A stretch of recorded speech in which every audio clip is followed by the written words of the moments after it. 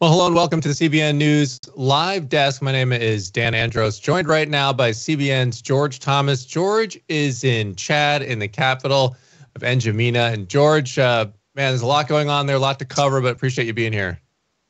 Yeah, absolutely. Thank you so much for doing this. It's an important story, and I'm glad that CBN News is here on the ground reporting on the world's biggest humanitarian disaster that has been unfolding for quite some time, and we're on the ground reporting on it. Yeah, and a lot of people are calling this one, George, they're calling it the invisible crisis. And yeah, it's not invisible to the people there. I mean, it's absolutely horrific what's going on there. So can you fill people in who might not be so familiar with what is happening there in Sudan and the surrounding areas that you've been to? Yeah, absolutely. So this war started back in April of 2023, primarily between two used to be former military generals who were actually friends. They were on the same side, and it ended up splitting into two groups: the Sudanese army against what's called the Rapid Support Forces, or the RSF. And since April of 2023, they have been going at it with each other and, in essence, decimating the whole country.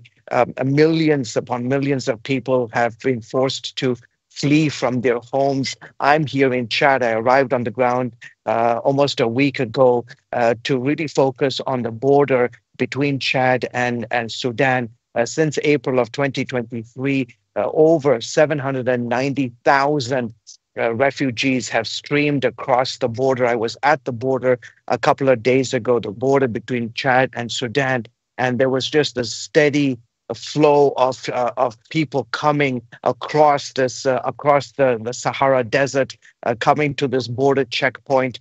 And I tell you guys, it was hard to fathom that just in the last 2 years, how this event has in essence upended the lives of millions of people in this country. And sadly, it's a country that has seen decades of conflict, starvation, just a displacement of men, women, and children. And what I saw, we spent 3-4 days on the eastern side of the Chadian border, close to the Sudanese border. And it's just, it's hard to describe, guys. I mean, it's human suffering on just another level. The majority of the people who are coming across that border, Dan, are women and children. And I interviewed a number of women who have not heard from their husbands since the war started. I heard from women who, while they were escaping from the Darfur region, getting across the border to Sudan, they experienced what they call in the humanitarian NGO community GBV, gender-based violence, where they were assaulted, raped, had their possessions, what little possessions they had left, stolen. Children who have not seen their fathers for almost 2 years, wives who have lost all communication with their husbands. In many cases, wives who have lost their husbands in the fighting. In some cases, men who were in essence kidnapped and then drafted to join, in most cases, join the RSF. I met one gentleman, his name is Abdul Rashid. Absolutely horrific story of what he endured about a year ago when his village, he's of a particular Sudanese tribe, and his village was surrounded by the RSF, who are generally Arab, of Arab descent, and they allegedly massacred 11 of his neighbors. He had to step over their bodies, and as he's escaping with his wife and his 4 children, his wife, who just happened to have twins when the war broke out and was in the hospital, managed to get out of the hospital, Dan, and then his entire town is surrounded. They burn all of his possessions along with his neighbors. And as he's attempting to escape, he's walking, jumping around over the bodies of those who have been dead or those who've been injured, and the injured are crying out to him, please don't leave us. He had to make the horrible decision to have to leave and to escape with his family.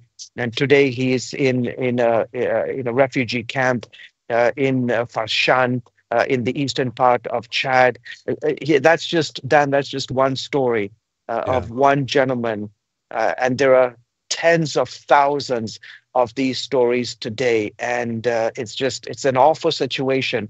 But I was there with World Vision, with WFP, with UNHCR, with the International Red Cross, and so many other great NGOs that are trying their level hardest to try and alleviate some of the suffering of these refugees, giving them clean water, giving them food, giving them three meals a day, putting them in a shelter, giving them clothes, and trying to minister to the trauma and the emotional distress that they are all experiencing today.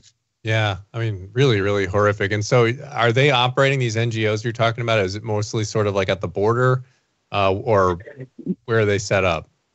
Yeah, so basically what happens is that as these women and children come across the border, their first stop is to the UNHCR, and what they do is they, in essence, register them to get their information. Most of them come with not a lot of documentation because they had to basically flee with whatever they had. They've walked across the border with just literally the clothes on their back. Some of them who had the presence of mind in the middle of the fighting, in the middle of the attack, managed to get important documents that were then presented to the UNHCR. There's a huge camp right at the border, not too far from the border area, and it's basically, you've seen the footage, it's tarps, right, from the United Nations, from the World Food Program, from UNHCR, the Red Cross. It's just tarp in the middle, guys, of the Sahara Desert. It is so hot. And this is just the beginning of summer. I mean, it was 110 degrees in the shade. It is so stinking hot. There is no water, no access to water. So a lot of the water has to be trucked into the camp, and then further away from the border area. It's called Andre. Further away in a place called Farshana, there's a more of a spontaneous camp that has been set up at sort of a temporary residence for the people of Sudan, that the government of Chad has opened up land space, and the majority of the NGOs, the work that I watched and I documented, the great work that folks like World Vision are doing. They did just in Farshana itself. We went to a hospital that is co-sponsored by World Vision, by WFP, by the United Nations, as well as funding from the United States via USAID. And I do want to get into that here in a second. But World Vision, a couple of months ago, their president came to Farshana and realized this hospital is the only hospital in Farshana, and it serves north of 60,000 people. Again, mostly women and children, and they see almost everyday cases of severe malnutrition. And this hospital, Dan, being the only hospital in this village, had no running water. So when women had babies or were sick, can you imagine? The women had to go and get a jerry can, those yellow jerry cans. They had to pay for water. They brought the water to the hospital in order to deliver. They had to buy the water to come to the hospital. They had no water, no electricity. And just a couple of months ago, World Vision dug a borehole about 2.5 miles north of the hospital, ran all these pipes to the main hospital, and then adjacent camps for the first time had access to water. And then they also installed a solar power system. So now there's the generation of electricity at the hospital. And then just not too far from the hospital, They have a major school, a school that allows Sudanese children to. Again, these are schools that are made out of just cloth. I mean, it's just a sheet, basically. And just imagine when the rainy season comes, and every day, World Vision is involved in feeding close to 70,000 children every single day. And at this particular school, I watched over 1,000 kids getting fed. But that's just one work of World Vision here in the eastern part of the country. But other NGOs like WFP, UNHCR. The thing is, in the US, we just cannot fathom not having access to clean water. Can you just imagine if you went to your major general hospital in downtown New York, Washington, D.C., L.A., Boston, wherever it is, and you had to buy water in order to come and conduct a surgery? I mean, it's just mind-boggling, right? Or just not to have electricity so that your vaccines and your medicine and your essential equipment, medical equipment, can stay on in the middle of a surgery. These things that we all take for granted in the United States and in the West, here in the eastern part of Chad, that's a luxury. And groups like World Vision and others are trying to do their best in order to alleviate some of the suffering that folks are experiencing. Yeah, and you mentioned USAID, and while Elon Musk and President Trump are focused on trying to cut the size and scope of the government, that's been a targeted sort of organization. And there have been some questionable things that they found, but on the sort of the collateral damage on that, George, is when the funding is being held up till they figure out what's going on. The things that they do that are very helpful and very needed, in places like where you're at right now, then that becomes a problem for people on the ground that had been relying on it. Absolutely. And I heard firsthand testimony, and not just from the school teacher, Abdul Rashid, or from the doctor at the hospital in Farshana. And in fact, and the dramatic change is just in the staffing. USAID via the IRC or another organization that's been funding this particular hospital, he's had to cut back on staff in order to deal with the shortfall of income coming into the hospital. This means that children who are severely malnourished are not going to get the necessary food and medicine and treatment that they would need in order to survive. Women who go through various medical challenges, again, won't have the, again, keep in mind, this is a hospital for upwards of 60,000 plus residents of the city. It's the only functioning hospital.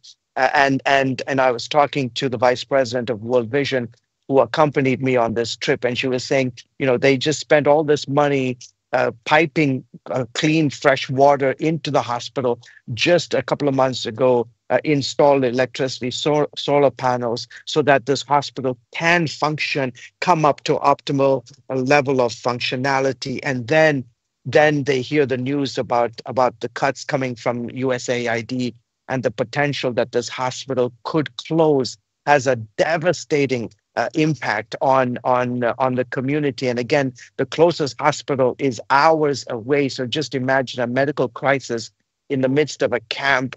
In the camp, you can just imagine the potential impact that it has to lives. And then the second thing is the school that not too far from the hospital also receives money from USAID, and they've had to cut back the whole secondary school of this particular camp. They've had to shut it down because they don't have teachers in order to teach students. So what the teacher was telling us was that when kids don't come to school, what do? They try to go to other countries. What happens? They get kidnapped by either ISIS, Al Qaeda, Boko Haram. They get drafted to get in, and recruited to join an Islamic militant group. And we can talk about that. This place right here, this region from the Atlantic Ocean all the way to the Red Sea, it's called the Sahel region. And they are in the midst of an epic struggle against Islamic terror groups like Al Qaeda, ISIS, Boko Haram,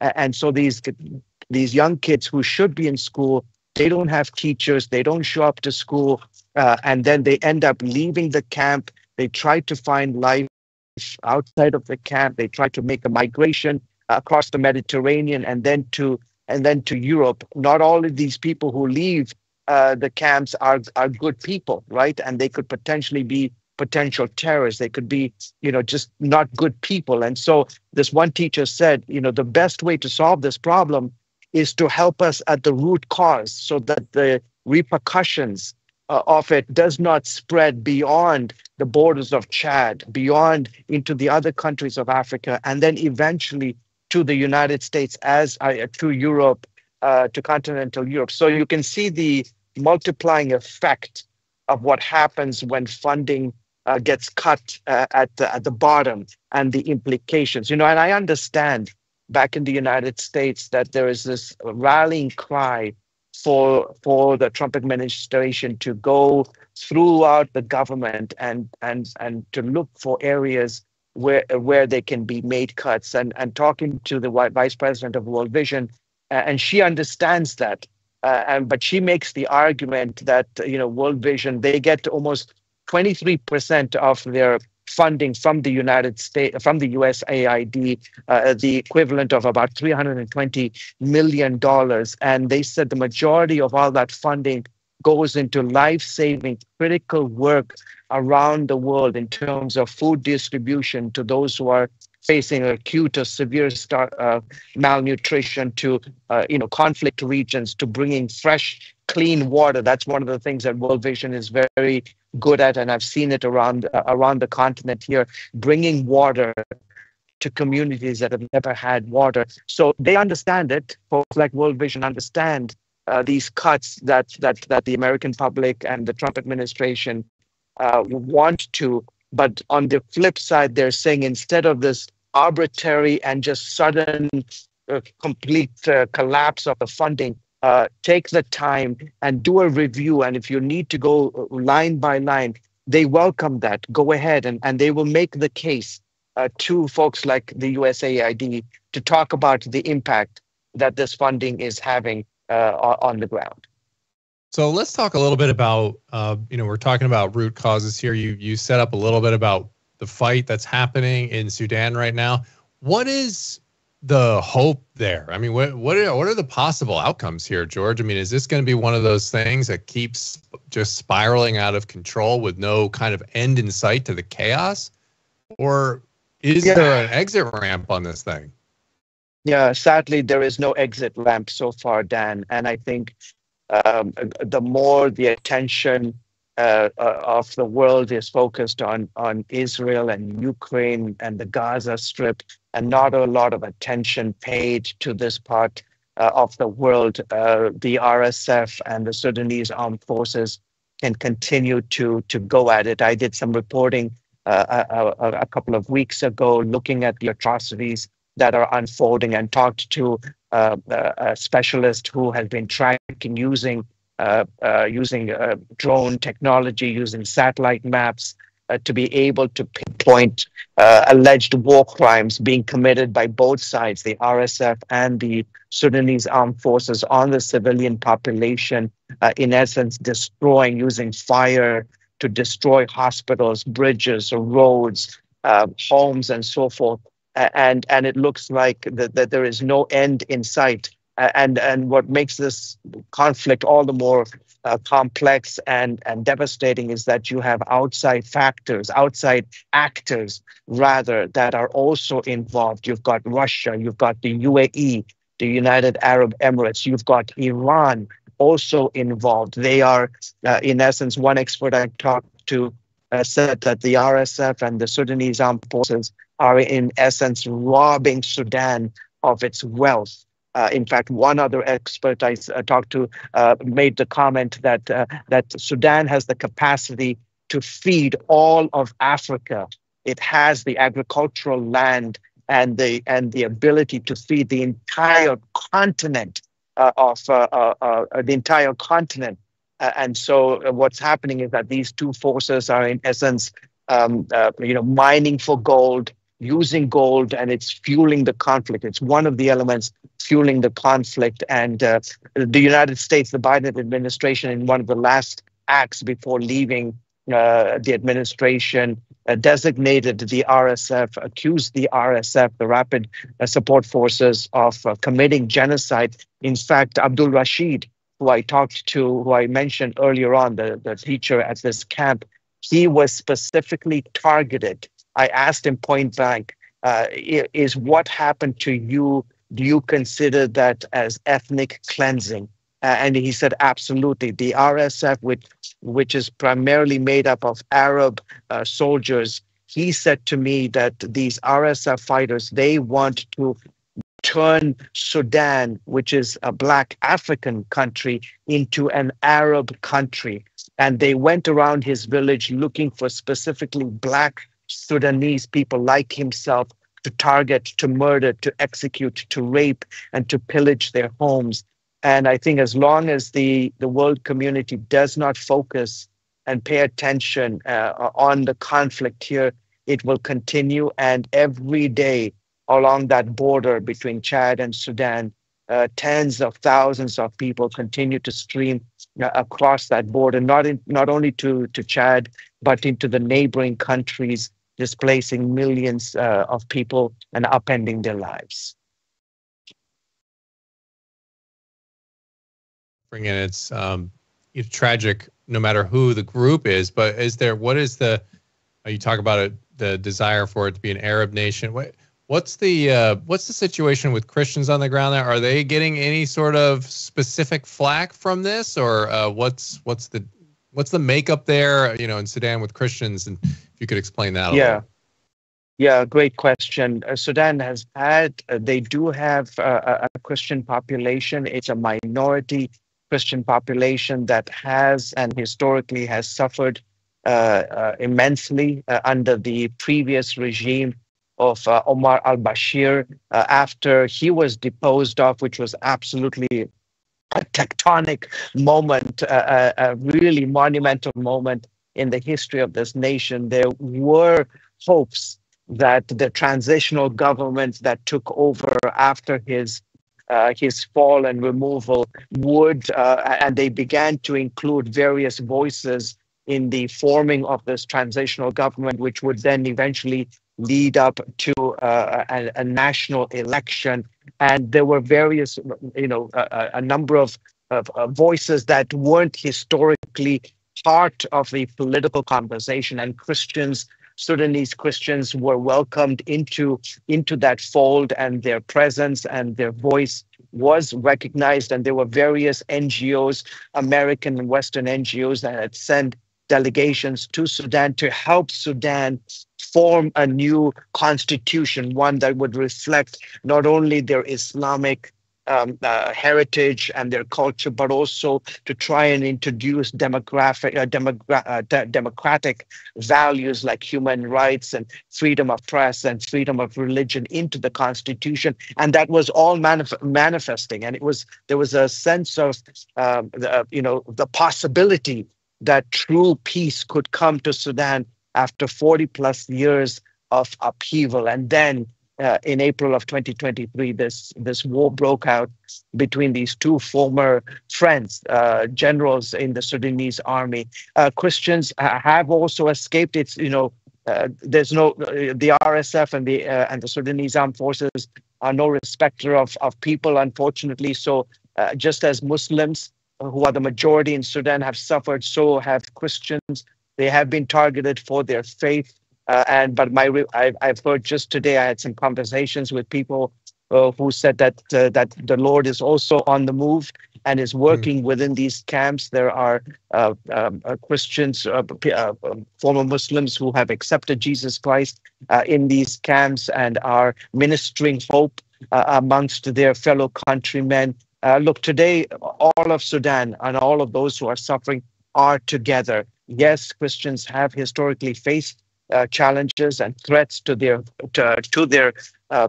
being because of their faith in Jesus Christ. But everybody in Sudan is equally affected today, and we need to I hope we can, right before we end this, I'd Yeah. like the opportunity to pray for Sudan, for those who are also working on the front lines, like World Vision and other groups that are working there on the front lines. Yeah, why don't we go ahead and do that, George? Because I mean, I appreciate Sure. you spending all this time, and I see our connection here at times is, these things when you're connecting digitally across the globe, sometimes it's amazing to me that we can do this.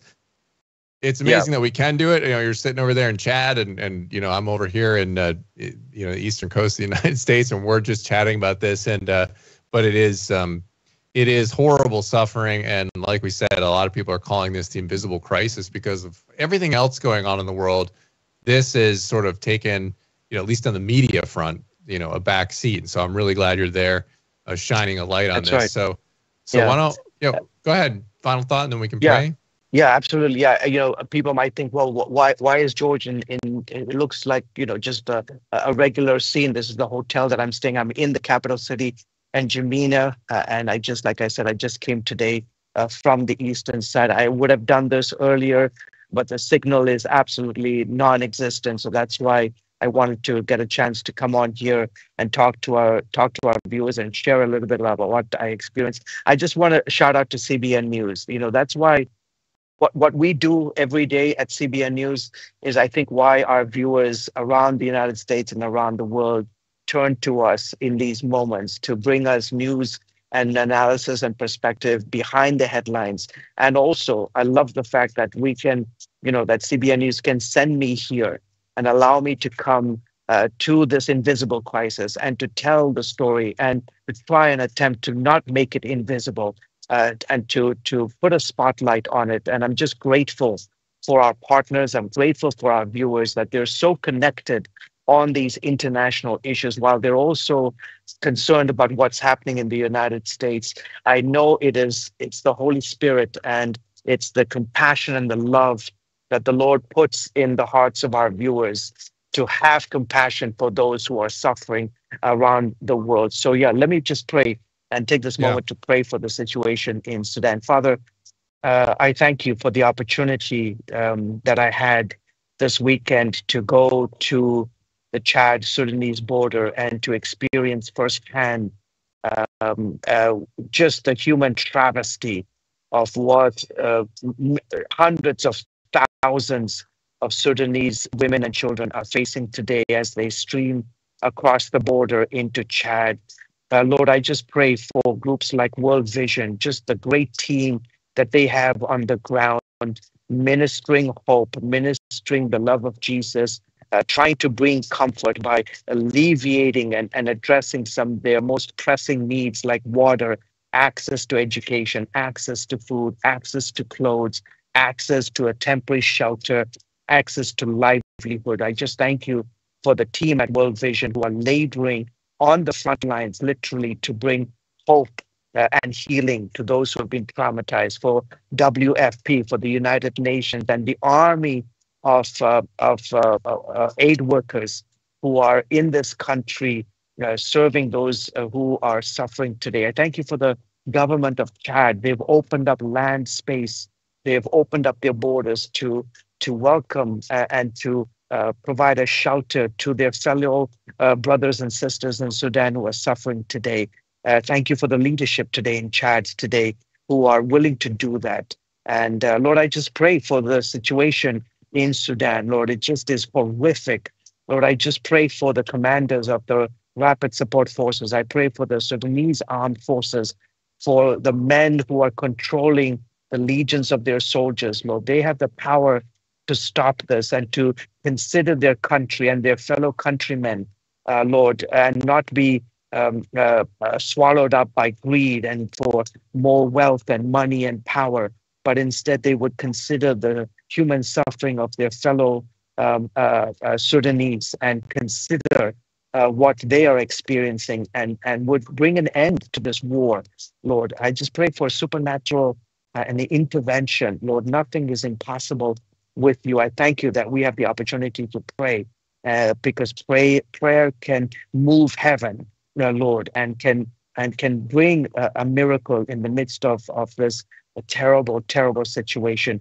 Thank you, Lord, for CBN News. Thank you for our viewers on YouTube and our various other platforms. Thank you that they are engaged as well. And as I pray that just a few words that I've shared today from my experience reporting on the refugee crisis and the civil war today in Sudan, that they would be prompted to continue praying for a resolution, and that they would also pray for those like World Vision and others who are here on the ground laboring to help bring hope and healing to those who are in tremendous need today, Father. In Jesus' name, amen. Amen. Thanks, George. And remember, everyone else, to be praying for George out there as well as he's traveling and putting himself right in the midst of everything that's going on there, as he often does. George, I appreciate that so much. Welcome. All right. Safe travels, my friend. Thank you, sir. That is CBN's George Thomas reporting from Chad on all of the horrific things you heard that are going on with this crisis in Sudan. So appreciate all of your prayers on that for everyone involved, and just that an encouraging report there too from the camp that people are coming to Christ even in the midst of this. So continue to pray for that, for God's name to be made great in all of this as well. So I'm Dan Andros. This has been the CBN News Live Desk, and we will see you soon. God bless.